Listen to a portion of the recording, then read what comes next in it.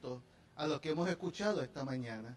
Si ustedes notan en su itinerario, los distintos ponentes no tienen una ponencia como tal o un título, porque el objetivo de este panel no es tanto decirle o hablarle, sino compartir con ustedes las distintas experiencias, anécdotas ante esta situación tan terrible del huracán y cómo distintos sectores de nuestra sociedad, por ejemplo el sector religioso, la iglesia, los sectores de las instituciones sin fines de lucro de base comunitaria, los clubes cívicos, cómo ellos también aportaron, respondieron y ayudaron a recuperar durante esta situación y esta emergencia que enfrentamos como pueblo, como país. Y por eso lo que vamos a hacer es que los distintos panelistas que voy a presentar van a compartir con ustedes pues cómo sus distintas organizaciones ayudaron, cooperaron, incluso distintas situaciones que se enfrentaron en el momento de la respuesta ante esta situación del huracán María. El primer panelista que va a compartir con ustedes es el padre Enrique Camacho Monserrate. El padre Enrique Camacho fue ordenado sacerdote el 3 de noviembre del año 2007. Es el vicario episcopal de Pastoral Social de la Arquidiócesis de San Juan y director de Cáritas de Puerto Rico. El padre Camacho es graduado en Derecho de la Universidad Interamericana de Puerto Rico y ejerció la abogacía principalmente en el campo del derecho laboral. Así que ahora le pido al padre, por favor, que pase aquí para su presentación.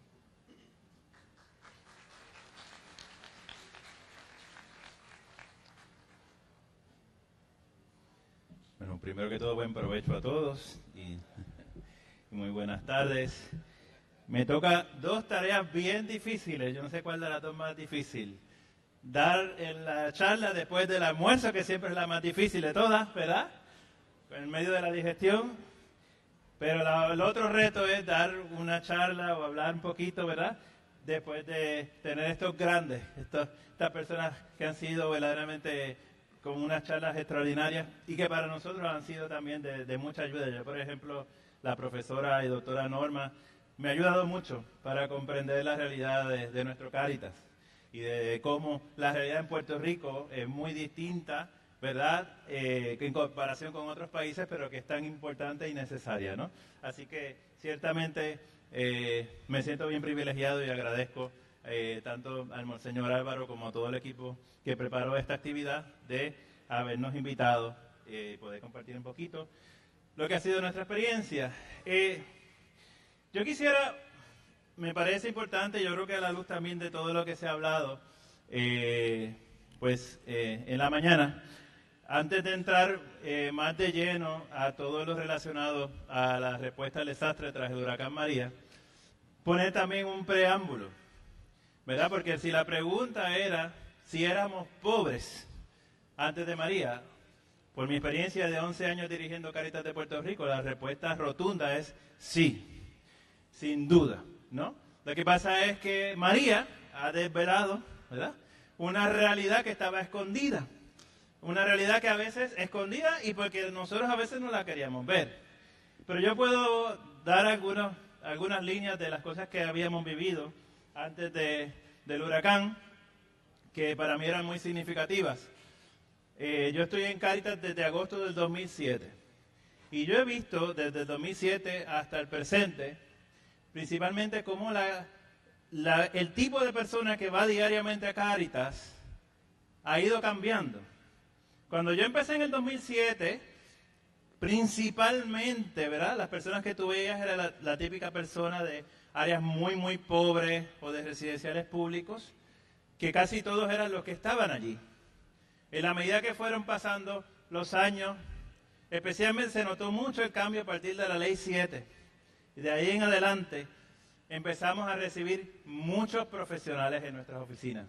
Personas que venían con su blazer, con su chaquetón, con su corbata, y personas que era lógico que estuvieran allí y que para nosotros era un reto mayor porque es mucho más difícil una persona que nunca había tenido que estar pidiendo ayuda, reconocer que no tenía para pagar ya suficiente la matrícula del niño, el celular, el agua, la luz, todos los gastos que tenía en la casa, y no tenía más remedio que venir con mucha vergüenza y con mucho deshonra quizás hasta personal llegar allí porque no tenía con qué pagar la comida de sus hijos. Y eso para nosotros ha sido bien importante porque hemos tenido también que educar a nuestros empleados. Hemos atendido abogados, hemos atendido médicos. Y, por ejemplo, puedo dar el ejemplo de este abogado que atendimos. Es un abogado reconocido en Puerto Rico, pero se fue a la quiebra. No tenía, le iban a quitar la casa, no tenía que para pagar la universidad de su hijo en los Estados Unidos. Y viene suplicando que por lo menos le ayudemos a pagar ese mes de renta para que no le quitaran la casa y poder mantener a su hija estudiando en la universidad. Y así hemos tenido muchos casos. Así que eso es importante comprenderlo porque eso también se perfila en todo lo que se había estado hablando en esta mañana. Pero también coincido con lo que han dicho muchos de los panelistas que no es solamente la clase media, se nota mucho, claro, la carga que ha tenido la clase media sobre toda esta situación de la crisis, pero también nosotros hemos visto cómo realmente el gobierno y las estructuras actuales no ayudan a las personas marginadas a salir adelante.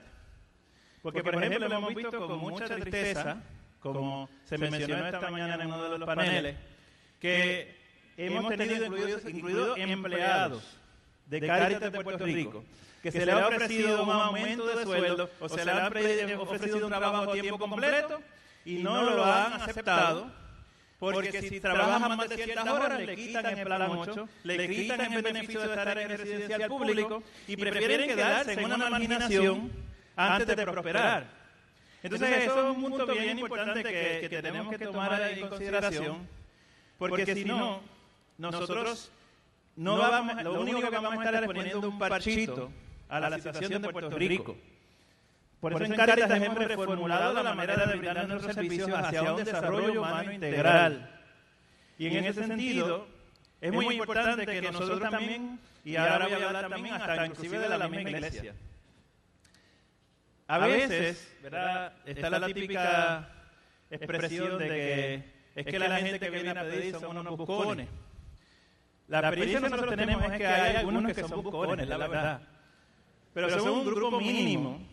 Pero a veces nosotros también tenemos la culpa de estas cosas que pasan con estas personas que van a los sitios que quieren amedrentar para sacar dinero y se enriquecen a base de las entidades sin fines de lucro. Y yo voy a dar un ejemplo muy claro. Hubo una persona que llegó a Cáritas, encontró una carta de los documentos que aparecía una firma mía, la falsificó, se puso un chaquetón y fue a todas las parroquias del área metropolitana diciendo que Padre Quique había mandado una carta diciendo que tenían que darle $500 a una familia que si no les iban a quitar la custodia de los hijos. Yo cuando me entero por un sacerdote que ya le había dado $1,000 a esa persona, yo le digo, pero yo no voy a mandar una carta para eso, yo sí tengo que hablar a la parroquia directamente. ¿Tú viste la carta? Y cuando ve la carta, era una carta con parchos, escrita a mano, borrada, o sea, estaba falsificada, pero los sacerdotes, cuando yo mando una carta explicando que esas personas no venían en nombre mío, yo identifiqué que se había llevado entre todas las parroquias más de $15,000. ¿Por qué? Venían los sacerdotes, pues llegó, vino por Padre Quique, le daba los 500 pesos, un peso para que se vaya.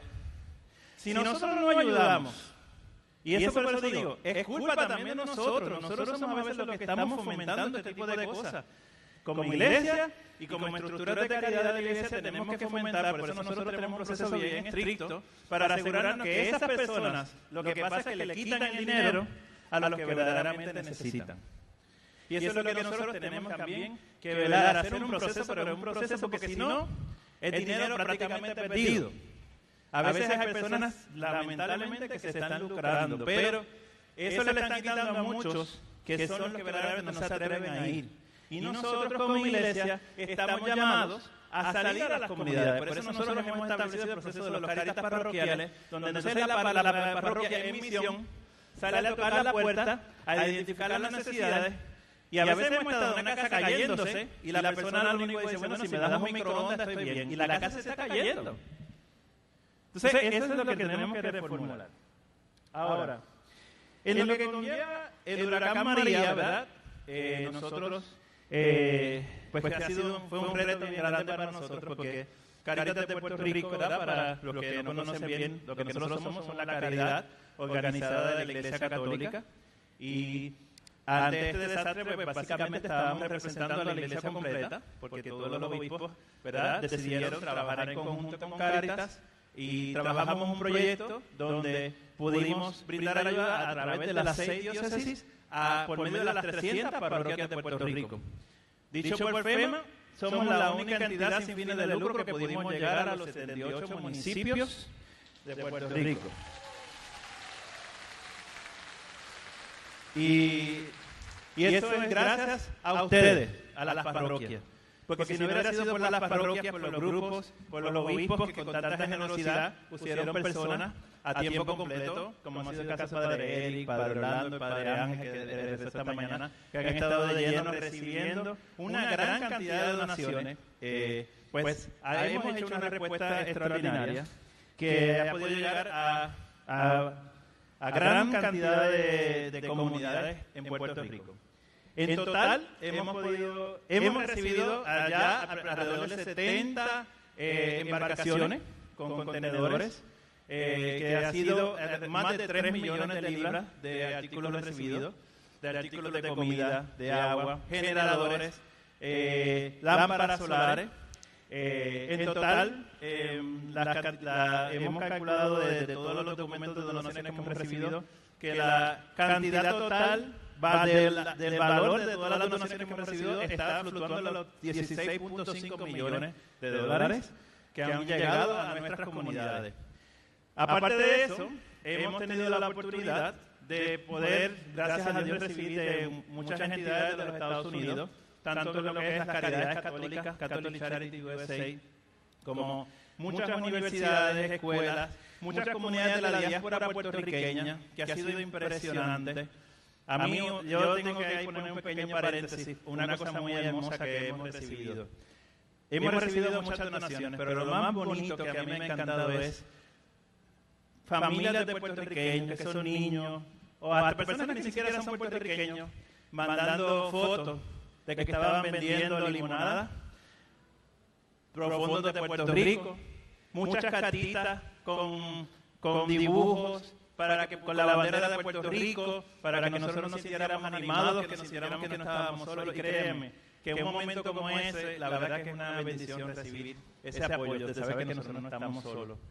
Pero gracias a todas esas donaciones hemos podido brindar, primero, a una semana del huracán, pudimos distribuir $1 millón entre las 6 diócesis, que se pudieron proveer unos vales, pero no eran unos vales típicos de alimentos. Era un vale que se podía utilizar para comprar lo que fuera, excepto bebidas y cigarrillos.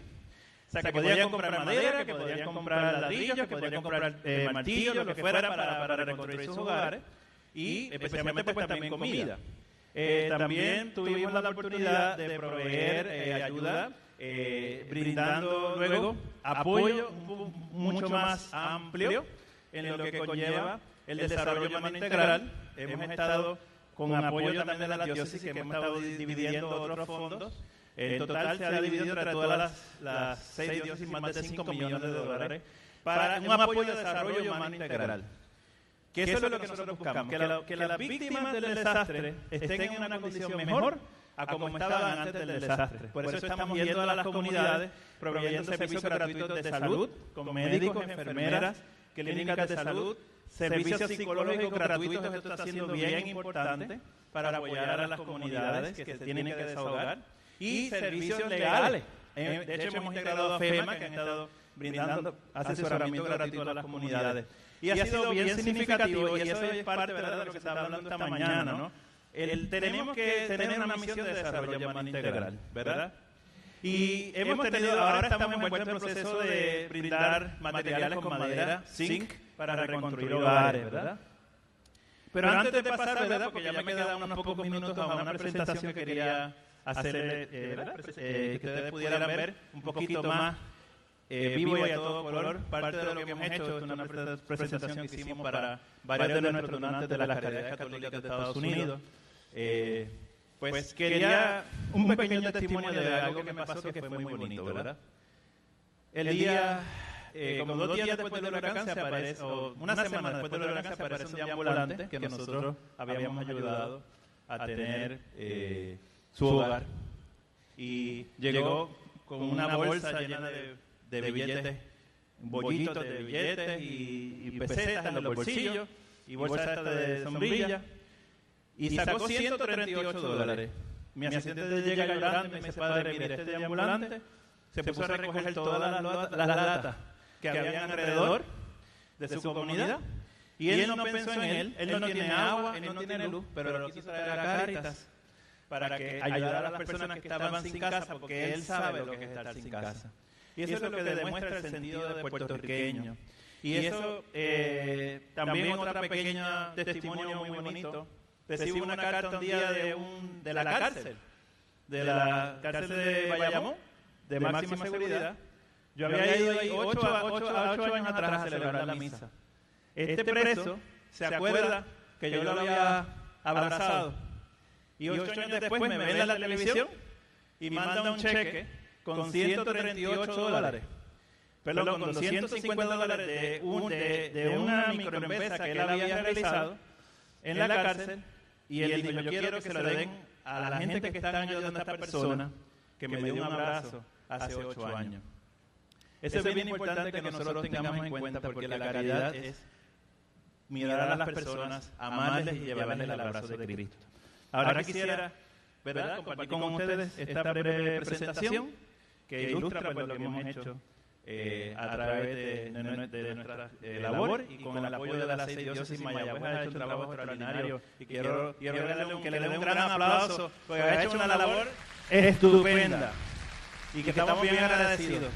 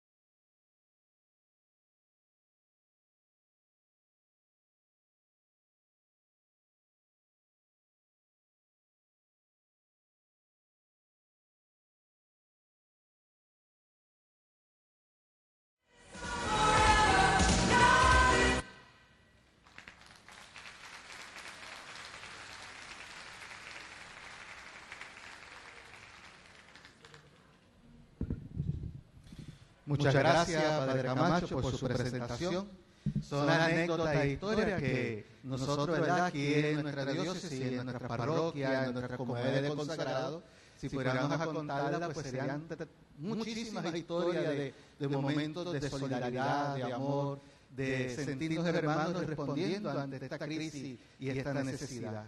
Ahora, ¿verdad?, hemos visto cómo la Iglesia a nivel nacional, ¿verdad?, cada uno se ha organizado para ayudar y responder a esta situación. Vamos ahora a presentarle dos hermanos.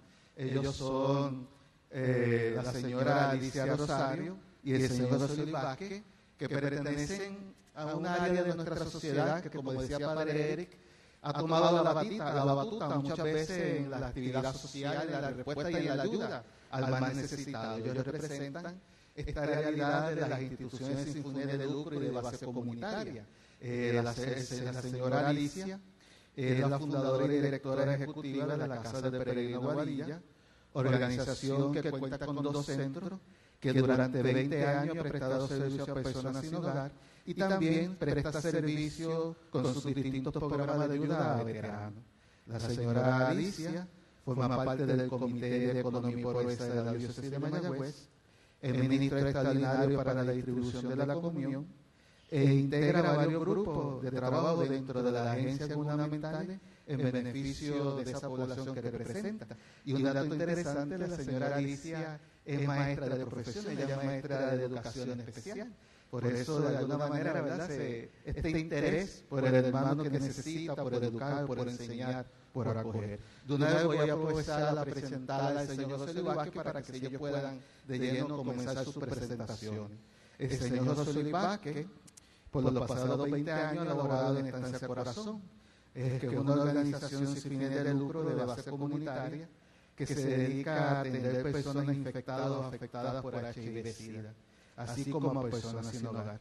Actualmente funge como director de Fondita Corazón, que es un proyecto ubicado en la ciudad de Mayagüez, donde se brindan servicios y alimentos y prevención de VIH-Sida. El señor Vázquez cursó estudios en la Universidad Interamericana de Puerto Rico, recinto de San Germán, donde obtuvo un bachillerato en psicología y actualmente se encuentra trabajando su tesis doctoral en psicología de la adicción. Así que ahora invito a la señora Alicia que pase al frente, por favor.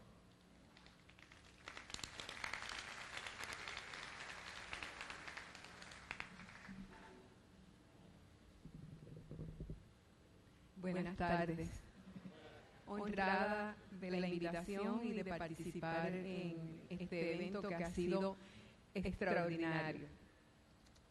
Casa del Peregrino es una organización de ese 43% que nos hablaba el Padre Eric, que sí tiene un plan de emergencia.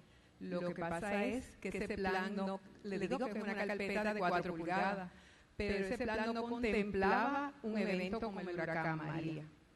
Así que una vez terminado el huracán y llegamos a la institución, a los pocos días, tan pronto el tiempo nos lo permitió, Casa del Peregrino, a pesar de que no atiende niños, porque en nuestra comunidad existe la Casa Juan Bosco, que atiende excelentemente la población de niños, tuvo que en el proceso de recuperación, además de darle la ayuda a nuestros participantes de uso y costumbre, abrir las puertas a los niños que son nuestros vecinos. Ellos reconocían que en nuestra institución siempre había comida y había ayudas para las personas sin hogar, entonces ellos comenzaron a venir a buscar ropita, juguetes, a tener un espacio donde jugar, un sitio limpio, un lugar donde pasar esas poquitas horas del día que no había clase. Y entonces comenzamos a tener ese espacio que no solo estábamos dando un servicio, sino que a nuestros empleados y a mí nos llenaba de mucha esperanza, porque estábamos empezando a trabajar sin fondos, sin agua, sin luz, aún sin saber si el programa iba a continuar, porque estábamos completamente desinformados por la falta de medios, ¿verdad? Estos niños se convirtieron en nosotros como un símbolo de esperanza. El hecho de que ellos vinieran a tomar una merienda, a buscar ropa, a jugar, inclusive ahí pueden ver una foto de una de las niñas trayéndonos su perrito, se convirtieron en un símbolo de esperanza. Esta mañana la doctora Hernández decía que teníamos que mirar la vida fuera de nuestro balcón y eso tuvimos que hacer, mirar los servicios de nuestra institución fuera de los servicios de uso y costumbre. El otro punto que les quiero traer, porque nos dieron muy poquito tiempo, ¿verdad? Son 7 minutos los que nos dieron para hablar, es una situación de la que no se ha hablado mucho o quizás muy poco. ¿Qué pasó con los voluntarios que vinieron a servir a nuestro país? Nuestra institución empezó a recibir voluntarios referidos por FEMA, referidos por otras instituciones o que llegaron voluntariamente, porque una vez que vinieron no sabían cómo regresar a Estados Unidos o no sabían dónde empezar a servir. Este caso que le estamos mostrando aquí es el caso de un indio de la tribu Shoshone de Idaho. Nos llegó por referido de FEMA después de estar deambulando por varios días en la calle y alimentándose de las raciones militares, sucio, desorientado, con sueño, como ven es un joven. Nos llegó a nuestra institución pidiéndonos ayuda porque él quería regresar a Idaho. Cuando el manejador de caso comienza a trabajar con él, encuentra la mayor dificultad estaba en la parte económica porque sería muy costoso devolver a este voluntario a Estados Unidos. Y otra de las cosas que encontramos fue que las identificaciones no las tenían.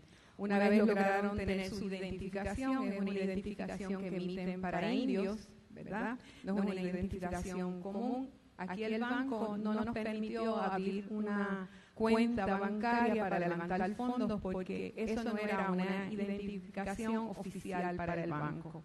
Fue muy lamentable y en una de las reuniones del comité le contamos a Monseñor Álvaro cuáles eran las situaciones que habíamos ido encontrando después del paso del huracán y le hablamos de la historia de Dani. Monseñor gentilmente y muy generosamente rápido dijo, yo te voy a ayudar para que lo puedas devolver. Se me quiebra la voz porque había sido un reto bien grande ver la tristeza de este joven que vino a ayudarnos y estaba pidiendo ser ayudado. Él, cuando el próximo día de la reunión voy donde él le comunico, mira, el señor obispo te va a pagar tu retorno a Estados Unidos. Y él le decide que le va a escribir una carta de agradecimiento al señor obispo. Lo más hermoso de esa carta es que él comienza diciendo, reconociendo que Dios lo trajo a este país para aprender a ser humilde, para aprender humildad. También le dice, yo vine aquí con el deseo de ayudar y soy yo el que estoy siendo ayudado. Pero ustedes son una isla buena, gente buena, que no merecen, ¿verdad?, que estas cosas le hayan sucedido. En esa carta, él, junto con la carta, él le deja su único tesoro al señor obispo, que es este cuadro que me acompaña aquí, que tiene un pañuelito con un corazón y un caracol. Él no poseía nada más, la ropa que tenía, todo se le tuvo que proveer en la institución. Señor obispo lo mandó a enmarcar precioso, ¿verdad? Ustedes lo pueden ver aquí. Y en esa carta también él termina dándonos 7 enseñanzas. Le decía al señor obispo que las 7 enseñanzas que él sacó de ¿verdad?, de este evento. Aprendió humildad, la verdad, lo que es el valor, lo que es la honestidad, lo que es el respeto, el amor y la sabiduría. Yo no me quiero despedir de ustedes sin decirle antes que nosotros tenemos para mirar el huracán María de 2 formas. Uno, como una amenaza. El segundo es como lo vio Dani, como una oportunidad. Que esta oportunidad nos sirva a nosotros para crecer, para ser mejores con la población que servimos, con la gente que ayudamos. Y que esta tarde, cuando ustedes se vayan y salgan de aquí, piensen si ustedes quieren que el huracán sea una amenaza o una oportunidad para como puertorriqueños seguir creciendo. El Señor los bendiga.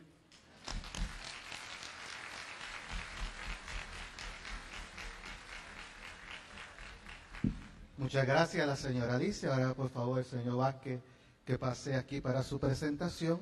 Se me olvidó ahorita cuando estaba hablando del señor Vázquez, que él es también miembro de la Comisión de Economía y Pobreza de la Diócesis de Mayagüez.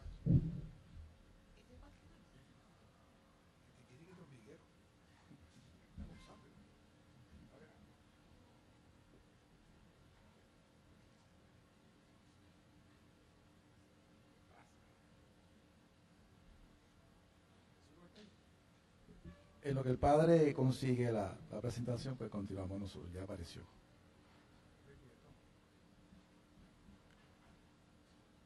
Muchas gracias. Buenas tardes, tengan todos y todas. Yo creo que la tarde de hoy y la mañana ha sido muy productiva, de mucho aprendizaje y de mucha enseñanza, ¿verdad? Así que ese es el propósito de esta comisión. Que hoy, cuando salgamos de aquí, salgamos con un mensaje positivo y un mensaje de esperanza, que eso es bien importante, ¿ok?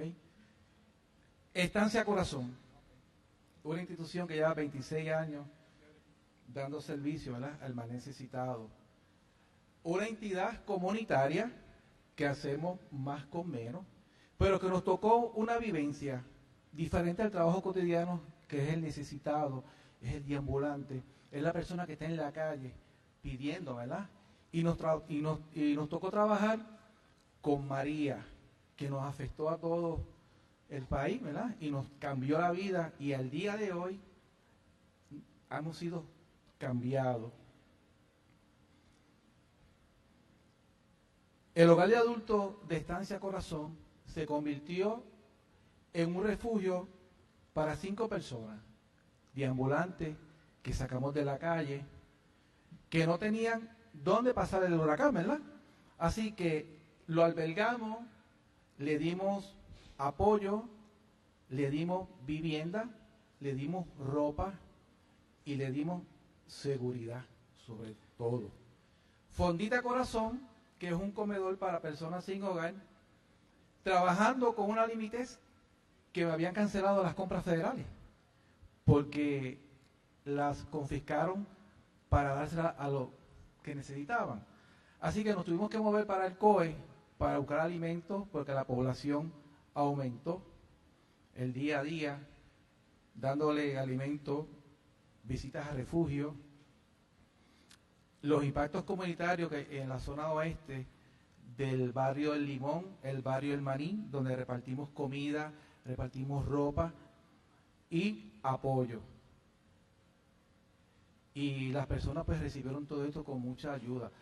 Seguimos haciendo el trabajo que nos toca como comunitarios. Ese es el concepto de Fondita, ¿verdad?, cuando estuvimos impactando. En este otro punto, que es Plaza Corazón, el área metropolitana, no fue la excepción.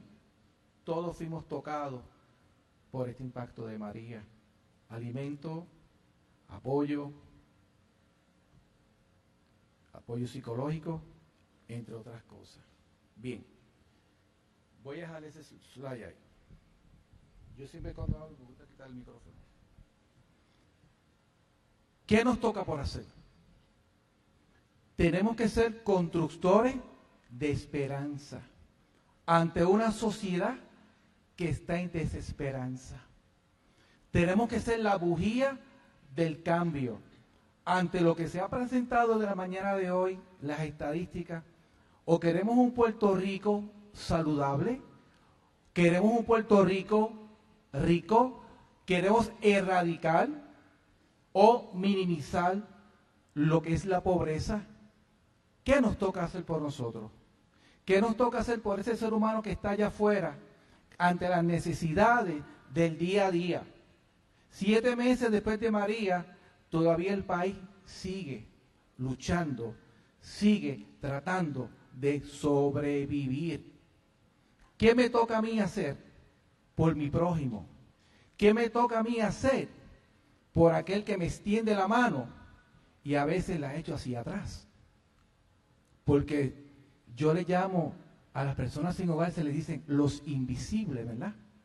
No queremos ver lo que me está pasando a mi alrededor, pero María destapó que Puerto Rico no estaba preparado y destapó lo que es la pobreza que hemos estado viviendo día a día. Y más que la pobreza de un huracán, está la pobreza del corazón. Quiero finalizar con unas palabras de la Santa Madre Teresa de Calcuta. En un especial que vi de ella titulado La pobreza del corazón, ella termina diciendo: no es cuánto hacemos, sino cuánto amor ponemos en lo que hacemos. Muchas gracias.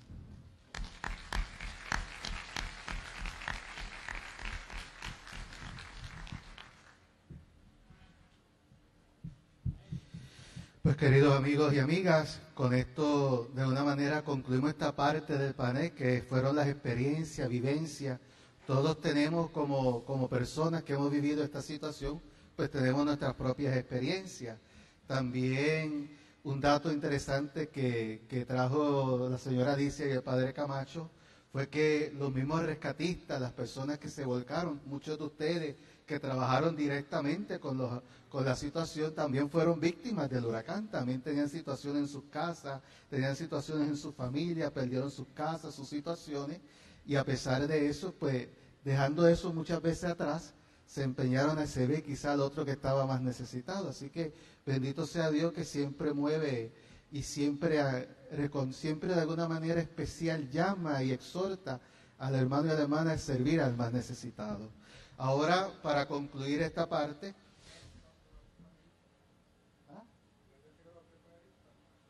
muy bien, ahora pedimos al padre Camacho, a la señora Alicia y al señor Vázquez, le van a dar un regalito para que sí puedan, un aplauso para ellos, por favor.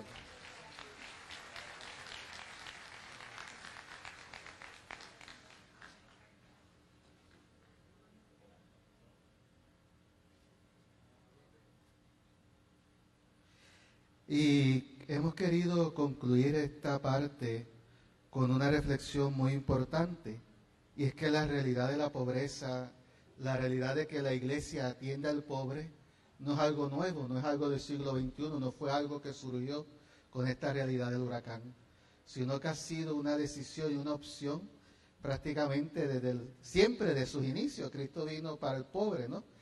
Así que voy a pedirle al padre Oscar Granado, que va a presentarnos, tiene una ponencia y tiene como título la opción preferencial de la iglesia por los pobres. El padre Oscar Manuel Granado del Valle, desde hace 12 años, hermano de vida común de la Sociedad Fraterna de Misericordia, Sociedad Apostólica de Derecho Diocesano, que es a la misma comunidad que yo pertenezco, y se ordenó sacerdote en el 25 de julio del año 2014, y actualmente es administrador de la parroquia Nuestra Señora del Carmen en Mayagüez, y director y coordinador de la Comisión Nacional de Pastoral Penitenciaria. También el padre Oscar, como parte de su función como hermano de la Sociedad de Misericordia, durante muchos años dirigió lo que fue la comunidad de Belén, que era un hogar para personas desamparadas, que desgraciadamente pues hemos tenido que cerrar, pero durante muchos años sabe de primera mano lo que es trabajar con el necesitado. Así que ahora, padre, por favor, un aplauso.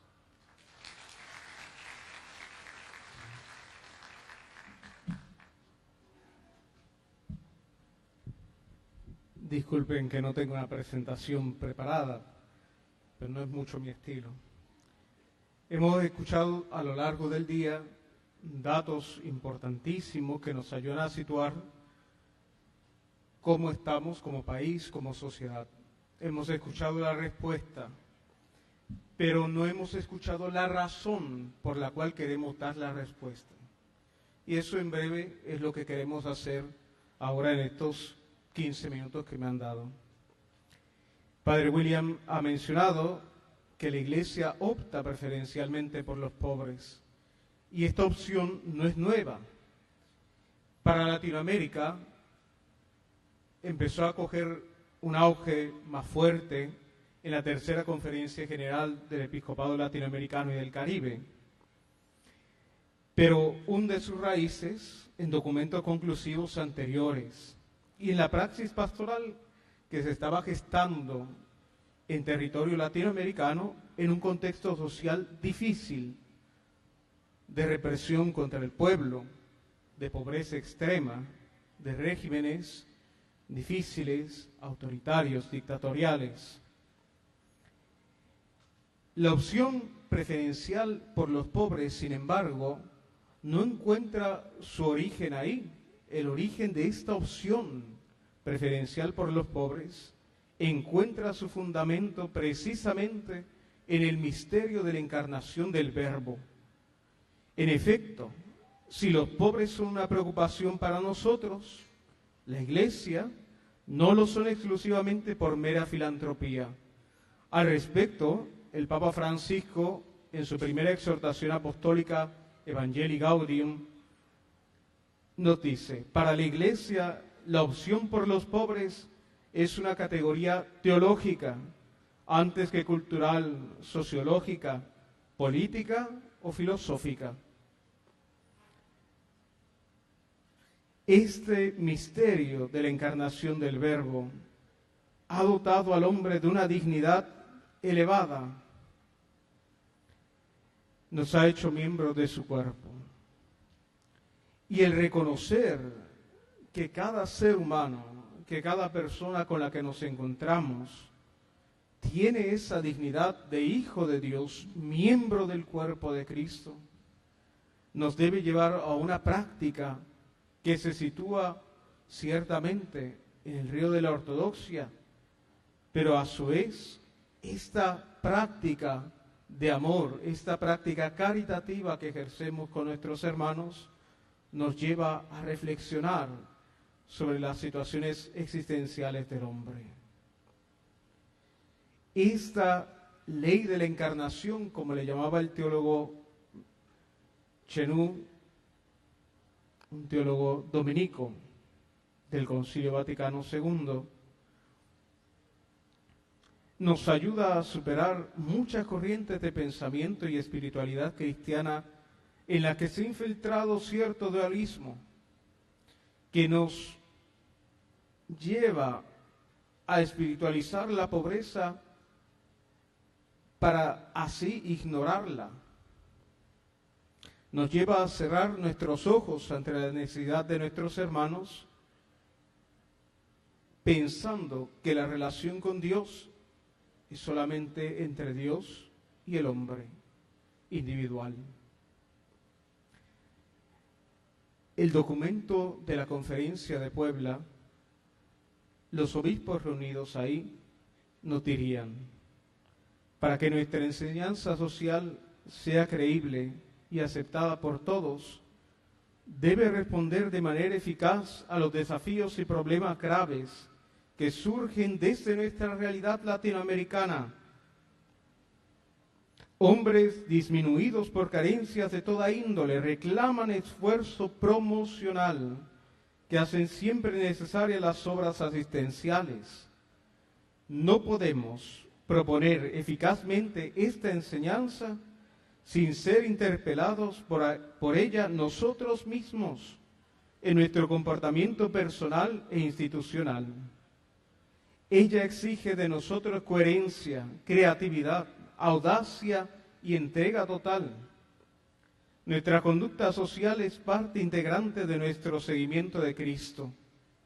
Y aquí lo importante: nuestra reflexión sobre la proyección de la Iglesia en el mundo como sacramento de comunión y salvación es parte integrante de nuestra reflexión teológica, porque la evangelización no sería completa si no tuviera en cuenta la interpelación recíproca que en el curso de los tiempos se establece entre el Evangelio y la vida concreta, personal y social del hombre.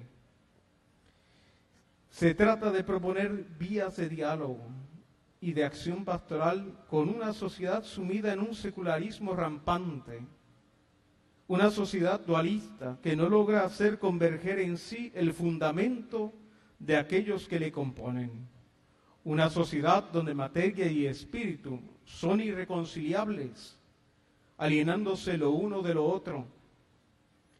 En este sentido, queremos ceñirnos a lo que ya el magisterio de la Iglesia ha señalado sobre este dualismo. En Gaudium et Spes, los padres conciliares nos decían: es la persona del hombre la que hay que salvar, es la sociedad humana la que hay que renovar, es por consiguiente el hombre, pero el hombre entero, cuerpo y alma, corazón y conciencia, inteligencia y voluntad, quien se enterará de las explicaciones que van a seguir. mirar de nuevo la propuesta que a nuestro juicio no ha sido asumida del todo o ha sido asumida sin audacia de la opción preferencial por los pobres, nos puede dar la clave teológica para responder pastoralmente a los retos que se plantean hoy y que hemos escuchado a lo largo de la mañana. La opción preferencial por los pobres no es una que se limita a Latinoamérica, sino a la Iglesia universal. Nos basta como ejemplo las palabras del Santo Padre Francisco en el Evangelii Gaudium, que retoma palabras del Consejo Episcopal Latinoamericano en sus conferencias. La opción por los pobres, el que esa opción por los pobres sea preferencial, implica que debe atravesar todas nuestras estructuras y prioridades pastorales. La formulación teológica, eso que hemos dicho ahora, opción preferencial por los pobres, ha pasado también por controversias.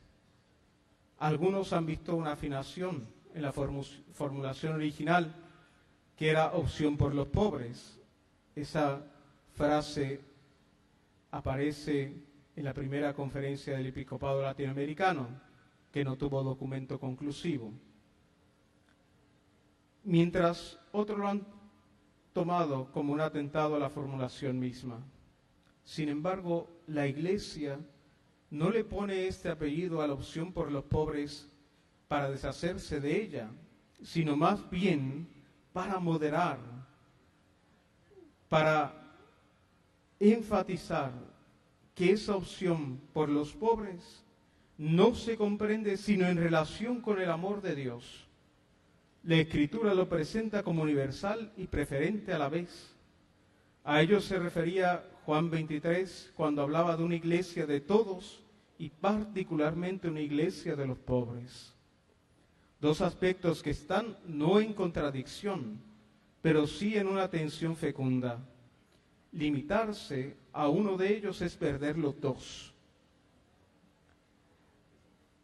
El documento de Aparecida insiste en que la Iglesia está llamada a ser sacramento de amor, solidaridad y justicia, y no puede encajonarse en determinados sectores, de manera a ser sacramento de amor y justicia. A eso apunta la preferencia, y no a amortiguar la radicalidad de la opción. Pero ¿quién es el pobre? Generalmente cuando hablamos de pobreza, nos viene al pensamiento una sola cosa: carencia de un bien necesario, ya sea material o moral. En la carta pastoral sobre la opción preferencial por los pobres y la vida cristiana de la Conferencia Episcopal Puertorriqueña, la pobreza se define como la carencia de las oportunidades y los medios indispensables para satisfacer las necesidades fundamentales de la vida. En esta categoría se encuentran la alimentación adecuada, la salud, el vestido, la vivencia, la educación. La definición que hemos escuchado a lo largo del día. Sin embargo, en la Escritura, en griego, el pobre es el tokos, que deriva de teso, acurrucarse, y suele traducir los términos hebreos anín, anab, evión. Sin embargo, el término, bíblicamente hablando, contiene dos significados que se relacionan entre sí: un sentido económico y un sentido religioso. La pobreza, bíblicamente hablando, no es algo económico o social exclusivamente, sino que también puede ser una disposición interior. En la conferencia de Aparecida se engloban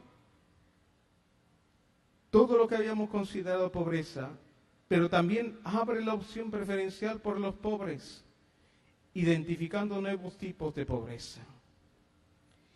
Entre esos nuevos tipos de pobreza se encuentran los encarcelados, precisamente. Es necesario distinguir pero no separar los tipos de pobreza que toca esta opción preferencial. No porque se excluyan entre sí, sino precisamente porque en muchos contextos están unidas las unas a las otras inseparablemente. Pobreza material.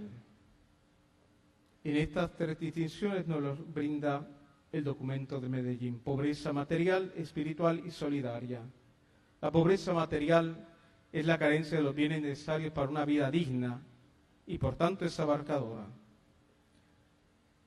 De ella se ha ocupado ya el magisterio de la Iglesia en la solicitud de Rei Socialis con el Papa Juan Pablo II y Caritas in Veritate de Benedicto XVI, donde señalan con claridad meridiana las raíces de la misma, aunque lo hacen a menudo en referencia a los pueblos y no a los individuos. La pobreza material es un mal y no podemos espiritualizarla, ni siquiera aún bíblicamente sostiene tal espiritualización. Son pobres los que dependen de ayuda, los que esperan liberación.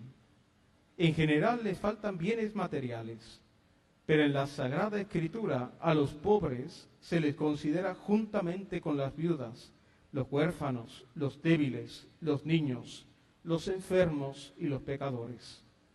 Son estos pobres a quienes Jesús se refiere como signos de cumplimiento de las promesas hechas a los padres de Israel. La pobreza material es por tanto un mal que desde la tradición profética de Israel fue denunciada como tal, pues es contraria a la voluntad del Señor y fruto de la injusticia y del pecado del hombre. El episcopado latinoamericano denuncia la brecha entre ricos y pobres como un escándalo y una contradicción con el ser cristiano. Lo denuncia en el documento de Puebla en su número 28. Es un asunto de vergüenza. Esto último con mayor razón en aquellas comunidades, países o naciones donde la mayoría se llama católico, como bien mencionaba alguno de los ponentes anteriores. Y por ende es deber de la Iglesia denunciar y condenar todo aquello que la cause. Nos lo dicen los obispos en el documento de Puebla. El llamado de la Iglesia ante esta es claro, ya que nuestra fe en el Dios de Jesucristo y el amor a los hermanos tiene que traducirse en obras concretas. Documento de Santo Domingo. Los rostros sufrientes son los rostros sufrientes de Cristo. Nos lo vuelve a decir el documento de Santo Domingo en el numeral 178. La pobreza material es expresión de un pecado y por tanto resulta incompatible con el advenimiento del reino de Dios. Ahora bien, los pobres son los que nos dicen qué es el mundo y cuál es el servicio que la Iglesia debe prestar al mundo.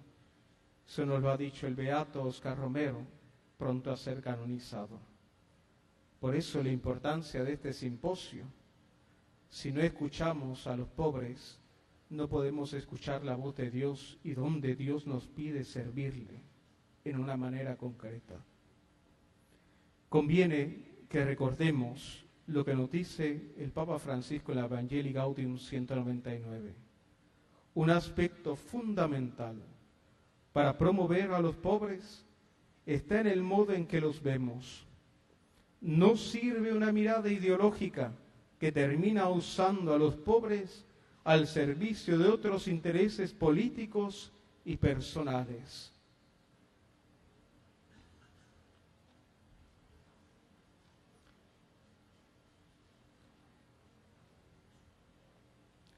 Finalmente, los padres del CELAM nos llaman no solo a atender a la pobreza de estos hermanos, sino a solidarizarnos con ellos, buscando enriquecer al pobre mediante el encuentro fraterno y mediante el servicio a los mismos. La Iglesia está llamada a asumir una pobreza solidaria optando ineludiblemente, preferencialmente por el pobre.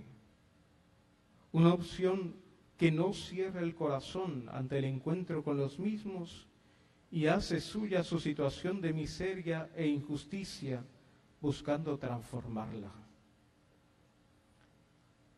El lugar de los pobres en la iglesia es preferencial. Es un misterio. Cristo se ha querido identificar con ellos.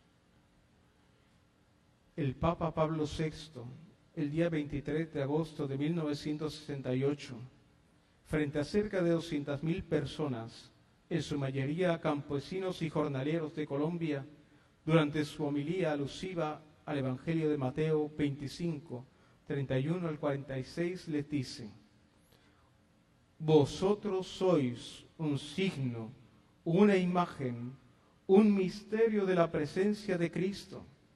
El sacramento de la Eucaristía nos ofrece su escondida presencia, viva y real. Vosotros sois también un sacramento, es decir, una imagen sagrada del Señor en el mundo, un reflejo que representa y no esconde su rostro humano y divino. Toda la tradición de la Iglesia reconoce en los pobres el sacramento de Cristo, no idéntico ciertamente a la realidad de la Eucaristía, pero sí en perfecta correspondencia analógica y mística con ella. El mismo Señor promete su presencia a los que sufren, a los hambrientos, a los enfermos, a los necesitados de misericordia, como si Él mismo fuese ese desgraciado, según el misterioso y poderoso humanismo de Cristo, de acuerdo al Evangelio. Amados hijos, vosotros sois Cristo para nos.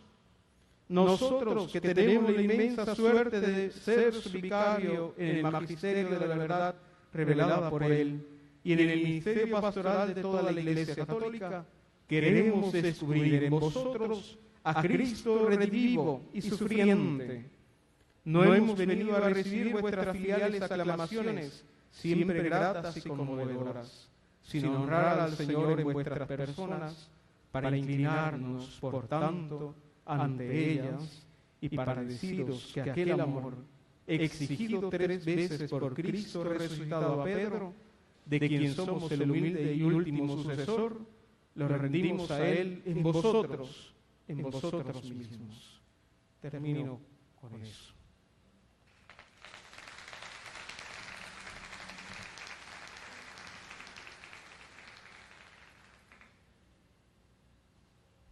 Pues muchas gracias, con eso concluimos nuestra participación. Gracias a los panelistas y gracias a todos ustedes. Padre Oscar y el Padre Willy, por favor, vengan por acá. Que la doctora Oscar Hernández quiere entregar un obsequio.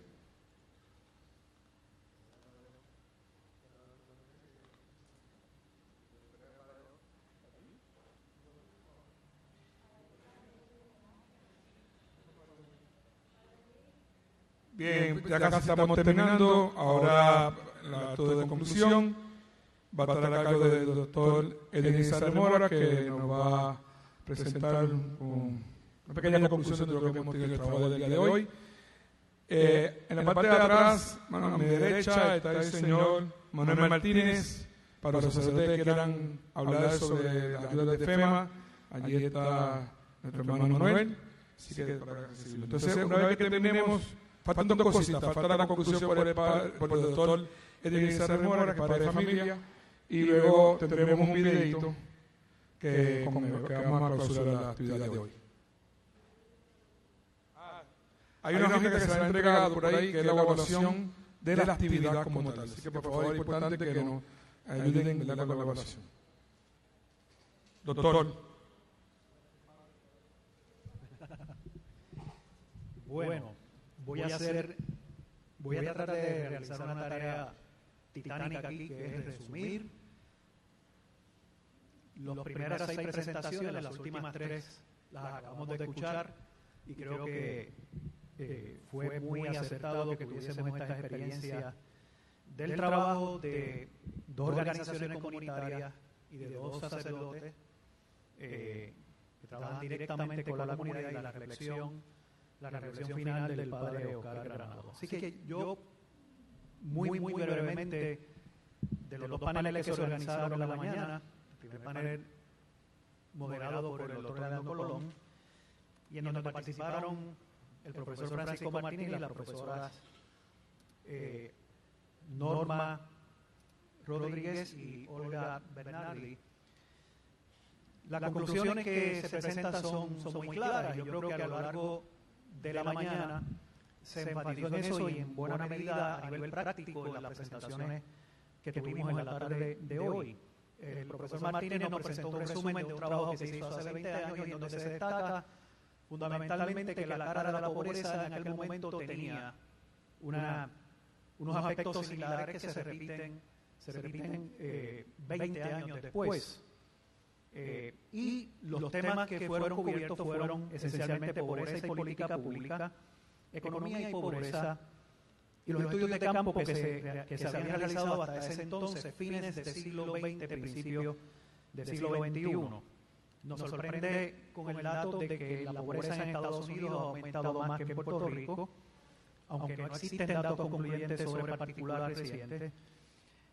Se habla de la economía informal y de cómo la economía informal genera ingresos, pero no reduce ni elimina la pobreza, más bien tiende a perpetuarla por las características de las actividades que se realizan. Se habla de las implicaciones, se habló de las implicaciones de la reforma de bienestar social sobre las mujeres y jefas de familia, tema que fue discutido también por los dos ponentes que siguieron la presentación del profesor Martínez. Y básicamente que las políticas públicas afectan particularmente a las familias pobres, que siguen siendo muy vulnerables en términos de las implicaciones de esas políticas públicas. Y finalmente, la diferencia, enfatiza el profesor Martínez, entre comunidades pobres y de clase media. Y cabe preguntarse si la clase media ha venido a menos, cosa que se concluyó en una de las presentaciones también, pero que todo parece indicar que los datos revelan que son los pobres los que más han venido a menos en términos de la reducción en su calidad de vida y en reducción en el acceso a bienes y servicios. La doctora Norma Rodríguez nos habla de los estimados más recientes y que nos ubican entonces en el periodo inmediato al paso del huracán María, donde es posible que hayamos regresado al 60% de pobreza que se exhibía en los años 50 y los años 60, es decir, lo que revelaban los datos censales en aquel momento. Ciertamente hubo políticas para aumentar el bienestar de la población y reducir la pobreza durante la segunda mitad del siglo XX, pero ciertamente no se logró reducir a niveles aceptables la pobreza o la proporción de la población viviendo bajo niveles de pobreza. La doctora Rodríguez nos presentó que hay tres mitos sobre la pobreza en Puerto Rico. Aquellos que dicen que en Puerto Rico no hay pobreza, aquellos que plantean que en Puerto Rico quien es pobre es porque quiere ser pobre, y aquellos que plantean que la asistencia gubernamental cubre todas las necesidades de la gente pobre del país. Nos presenta también la diferencia entre lo que es pobreza absoluta y, es decir, la pobreza absoluta que definió como miseria, pauperismo, y la pobreza relativa que especialistas a nivel internacional como Amartya Sen, Premio Nobel en Economía, estudia con profundidad.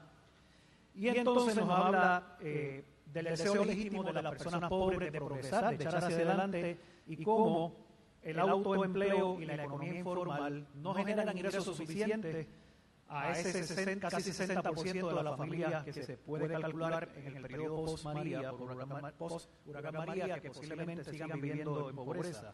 Así que hay un problema de desempleo estructural en el que inciden además aspectos relacionados con transportación y con otros aspectos de la vida cotidiana del ser humano, que realmente las ayudas de asistencia, como el PAN y otras ayudas, no resuelven las necesidades de adquirir bienes y servicios. Y la conclusión es que los datos oficiales confirman que existen prejuicios contra las familias pobres y persisten esos prejuicios.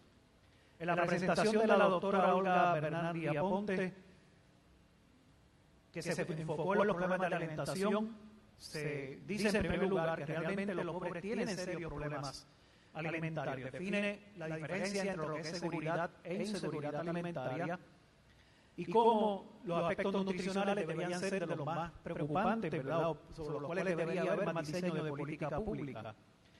Así que la alimentación es el aspecto más pertinente de la pobreza, visible, aunque no se habla mucho de él, y nos dice además, nos alerta sobre el hecho de que no se utilizan parámetros adecuados para medir la pobreza en Puerto Rico. En otras palabras, que no se utilizan cuestionarios y métodos de investigación que se adopten a la realidad de las familias puertorriqueñas. La doctora realizó una investigación con énfasis en los aspectos nutricionales adecuados y se enfrentó con una realidad a todas luces sorprendente desde el punto de vista de los hallazgos de la investigación. Recogió las expresiones de mujeres pobres residentes en Puerto Rico y cómo el factor educación, con otros factores, también incide en el perfil de la pobreza, particularmente de esta población femenina. Obviamente prevalecen los mitos y los prejuicios contra la población pobre y, tal y como concluyó la doctora Rodríguez en su exposición, que el ingreso de los programas sociales, o de asistencia social no es suficiente y que la pobreza realmente es un problema de carácter estructural.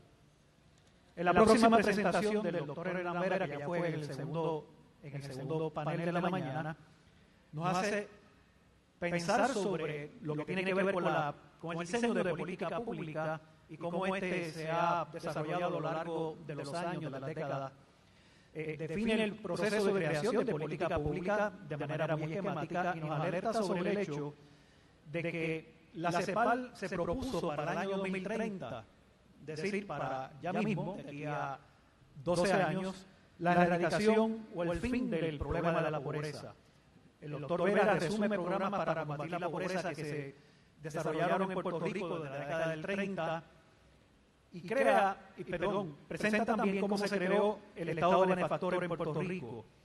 Ejemplos típicos de políticas públicas que se han aprobado sobre vivienda, políticas laborales, las políticas impositivas o tributarias.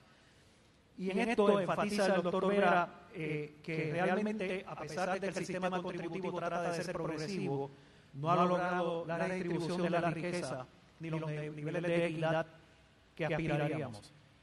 Y menciona, dato curioso, que a su juicio se calcularía que tomaría más de 100 años en erradicar la pobreza de Puerto Rico bajo las presentes circunstancias. Nos enfatiza en el impacto de los huracanes y cómo la filosofía neoliberal, esta filosofía que permeó de fines de los años 80 a principios de los años 90 en Estados Unidos y Europa bajo distintas administraciones conservadoras, impacta de manera negativa la posibilidad de terminar con el problema de la pobreza, con la condición de pobreza. Las políticas laborales realmente lo que han hecho es aumentar los niveles de pobreza, tienen impacto sobre los retirados, sobre los jubilados, sobre la estabilidad del empleo y sobre los beneficios marginales que reciben los que se encuentran activos desde el punto de vista laboral. También el impacto de las políticas fiscales y educativas. Y habla de la sociedad dual, esa sociedad que tiene dos extremos. Por un lado, los que tienen mucho ingreso y por otro lado, los que tienen más ingreso y que esa distancia entre los que más tienen y menos tienen se ha ido agrandando, la llamada polarización.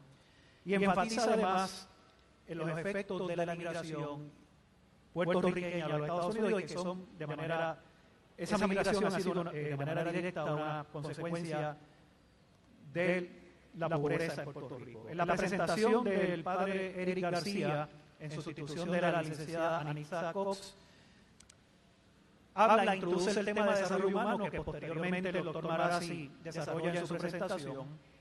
Nos habla del hambre, de la falta de acceso a bienes y servicios y enumera 5 factores que tienen que ver las razones que explican la pobreza: deficiencias individuales, el sistema de creencias que fomentan su cultura de pobreza, las distorsiones económicas, políticas, sociales y discriminación, las disparidades geográficas, y en esto de las disparidades geográficas vimos unos mapas en los que se revela que la zona central de Puerto Rico es una de las zonas más pobres desde el punto de vista geográfico, así como la zona sureste, y esto empeoró a partir de las condiciones que dejó el huracán y las interdependencias cíclicas y acumulativas. Presenta datos recientes sobre desempleo, sobre migración, sobre la baja tasa de participación laboral de Puerto Rico, que se considera una de las más bajas del mundo, y del llamado coeficiente Gini, que es una medida que se utiliza para medir niveles de desigualdad donde Puerto Rico, como después en su presentación nos informa el doctor Marazzi, resulta ser una de las sociedades más desiguales del mundo en este momento. Finalmente, en la presentación del padre Eric, se nos habla del estimado de 67.572 millones de dólares provocados por el huracán María, cifra que poco por debajo de la que se había informado originalmente, que el gobernador le reclamó a la agencia federal de 94.000 millones de dólares, pero ciertamente estamos hablando de una cantidad, esa cifra se aproxima al valor del Producto Bruto del país en un año, del Producto Nacional Bruto. Se presenta un índice de vulnerabilidad que afecta más a los pueblos de la zona central y de la zona sureste, y como las organizaciones sin fines de lucro que se enumeraron en cerca de 11.570 antes del huracán, tuvieron una participación fundamental en el proceso de recuperación. Finalmente, el doctor Mario Marazzi nos presenta como una antesala a lo que será la presentación formal del Índice de Desarrollo Humano construido por primera vez para Puerto Rico. Lo va a presentar el lunes de la semana, del lunes 14, fue lo que nos informó, de aquí a 2 semanas y media.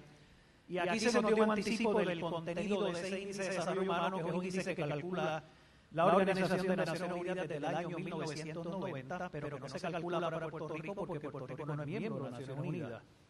Y que en esa definición del Índice de Desarrollo Humano se supera los parámetros puramente económicos o macroeconómicos de crecimiento de ciertas variables que definen si la economía está en crecimiento o expansión o si la economía está en estancamiento o recesión.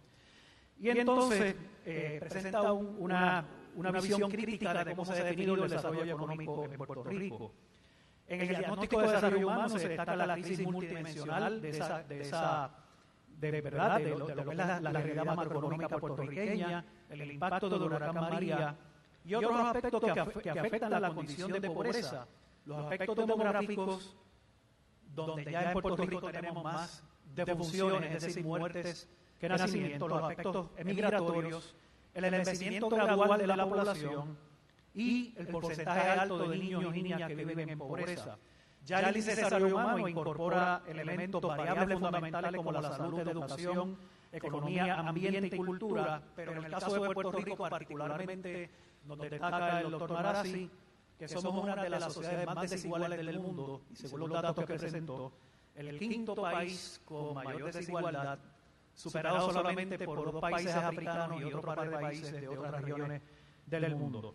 Finalmente nos dice el doctor Marazzi que trabajar, tal y como habían sugerido la doctora Rodríguez y la doctora Bernardi en la mañana, trabajar no garantiza dejar de ser pobre, ya que el 20% de las personas que trabajan en el país son pobres, y que en términos de desarrollo humano, el desarrollo humano es más bajo, es decir, tenemos mejores condiciones de vida y de bienestar cerca de la zona metropolitana de San Juan, y ya los municipios fuera de la zona metropolitana de San Juan tienen niveles de bienestar más bajos y por consiguiente niveles de pobreza más elevados. Con esto concluyo básicamente las 6 presentaciones de la mañana.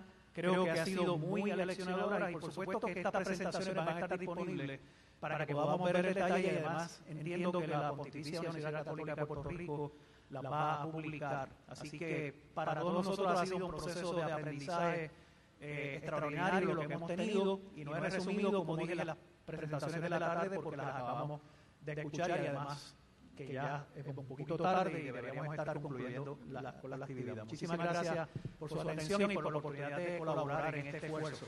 Gracias.